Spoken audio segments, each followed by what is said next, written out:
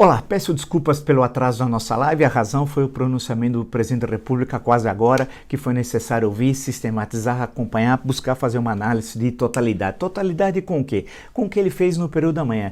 Nós comentamos em num outro vídeo que no período da manhã, ao sair, ele faz aquela, vamos chamar de entre aspas, de entrevista com aqueles fanáticos ao lado e os jornalistas sempre ao fundo, sendo sempre hostilizados pelos fanáticos. Dessa vez o presidente da República estimulou várias vezes os fanáticos a hostilizarem os jornalistas. Uma coisa assim inacreditável. Mas o que importa, quando ele saiu, no período da manhã, ele mentiu sobre as declarações da OMS, dizendo que a OMS estava apoiando o governo brasileiro, as medidas adotadas pelo governo brasileiro. Era mentira, assim como as mentiras que ele fez postagens nas redes sociais e suas postagens foram apagadas.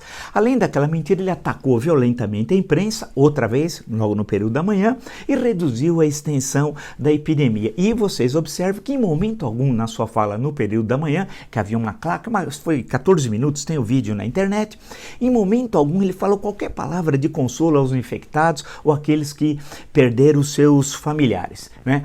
E dali pegou o carro e foi embora. Bem, aí passou o dia, aquela repercussão, no final da tarde teve a entrevista coletiva do gabinete de crise, Braga Neto, né, pela Casa Civil, estava o Guedes que apareceu, estava o Moro que apareceu e o ministro da Saúde, Mandetta. Bem, o Paulo Guedes fez uma exposição recheada de números, uma salada de números sem nenhum sentido.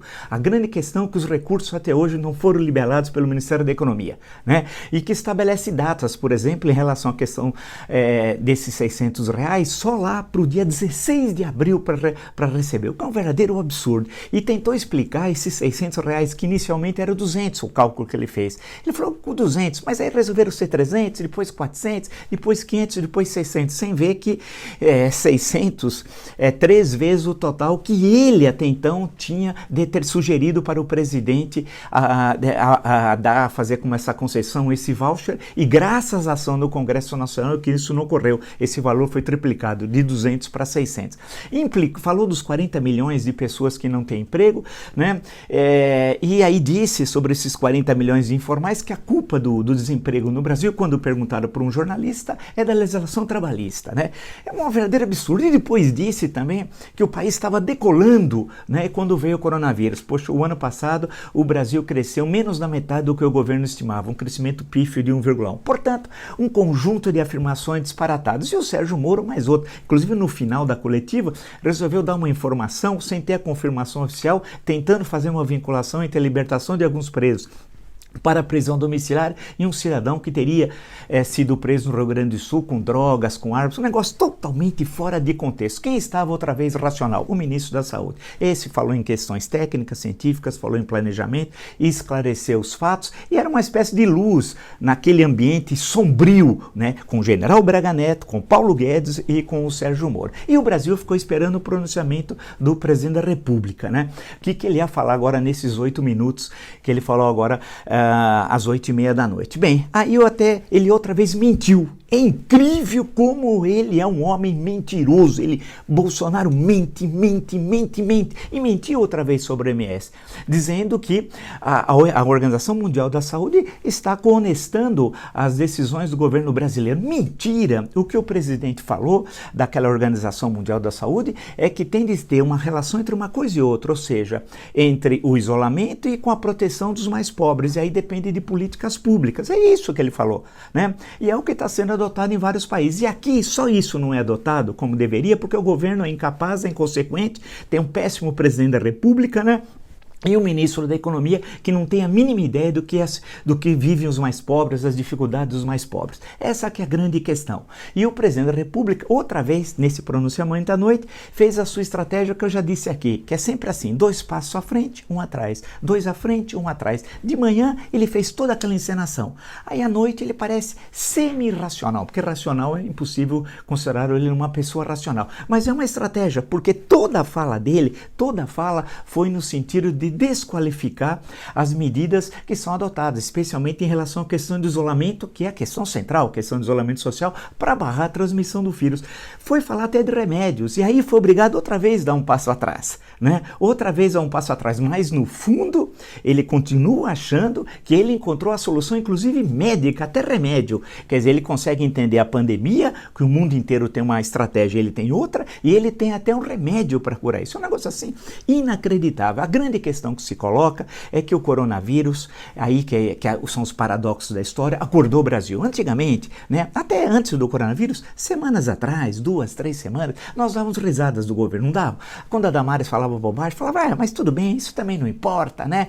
Quando o Ernesto Araújo dizia aquelas bobagens, a gente brincava. Quando o Weintraub falava que o Caftá, com T, era o grande escritor checo, eu falava, o Kafka, o Holmes, o Baba Ganoush, a gente brincava, né? E falava, vamos empurrar, vamos ver até onde isso vai. Agora não dá mais para brincar, não dá mais para brincar, porque o Brasil tem risco, 210 milhões de brasileiros, risco de saúde, a morte está chegando. Os Estados Unidos estima agora à noite a exposição do presidente da República norte-americano em 100 mil mortos. Aqui as estimativas mais baixas falam entre 45 mil a 50 mil, além dos terríveis efeitos econômicos, além de uma crise.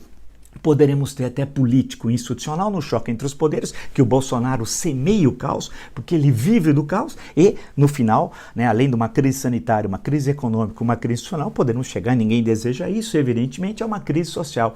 Em suma, nessa conjuntura, então, portanto, bastante complexa que nós estamos vivendo, a questão que se coloca é o Bolsonaro. O problema maior do Brasil não é o coronavírus, o problema é o Bolsonaro. E hoje, no dia 31 de março, é mais uma comprovação disso. Ou seja, ele de manhã deu todas aquelas pancadas, falou aqueles absurdos, hostilizou a imprensa, tudo aquilo, né? E depois, à noite, ele faz um discurso aparentemente moderado, até com certo racionalismo em algumas passagens. Nada disso, ele não acreditou em nada daquele texto que ele falou à noite. O verdadeiro Bolsonaro é o do período da manhã, ele não pode ter duas personalidades que convivem, senão é um caso de psiquiatria que convive na mesma pessoa. A questão que se coloca, quem coloca em risco o Brasil, não é o coronavírus. O principal problema do Brasil é justamente o Bolsonaro. E por incrível que pareça, por paradoxal que seja, a história é assim, né? O coronavírus acordou o Brasil. O Brasil agora sabe quem é o Bolsonaro. É impossível ter ilusões, achar que ele vai fazer as reformas, que ele pode ter alguns probleminhas, mas ele é bom para o Brasil. Não. A questão central, se hoje ele não consegue ser o líder do Brasil antes de chegar o coronavírus está chegando, tem umas manifestações, ele vai chegar daqui 1 a 2 semanas e aí vai ser centenas de mortes diárias. Se ele não consegue liderar o Brasil nesse momento, a pergunta é quando ele vai liderar no segundo momento, quando o ápice da crise atingir o Brasil, e ele vai conseguir liderar o Brasil pós-coronavírus? Não, nem agora, nem no ápice da crise e muito menos no pós-crise. Nós temos de enfrentar esse problema, não adianta tergiversar. Não é possível manter Jair Bolsonaro à frente da Presidência da República. Fazer o quê? Impeachment? Não sei. Aplicar o Código Penal, Lei de Segurança Nacional? Não sei. A questão é, nós temos que resolver isso no campo, evidentemente, legal, no campo constitucional. Esse homem é um perigo para o Brasil. O maior perigo para o Brasil, e não é nenhum panfletarismo, nem uma grande figura, uma construção, nada disso. O maior perigo não é o coronavírus, é o Jair Bolsonaro. Um homem que fez o que ele fez hoje, de manhã dizendo uma coisa e de noite dizendo outra, não pode liderar um país. A crise está se aprofundando. Se os setores responsáveis da economia, da política, da sociedade civil não agirem rapidamente, nós vamos entrar na maior crise, no mínimo, do último meio século no Brasil. Se você gostou dessa live e de outras tantas lives no meu canal e não se inscreveu, eu sugiro que eu faça blog do Vila, Marco Antônio Vila, ative as notificações, utilize também das partes dos comentários. Até!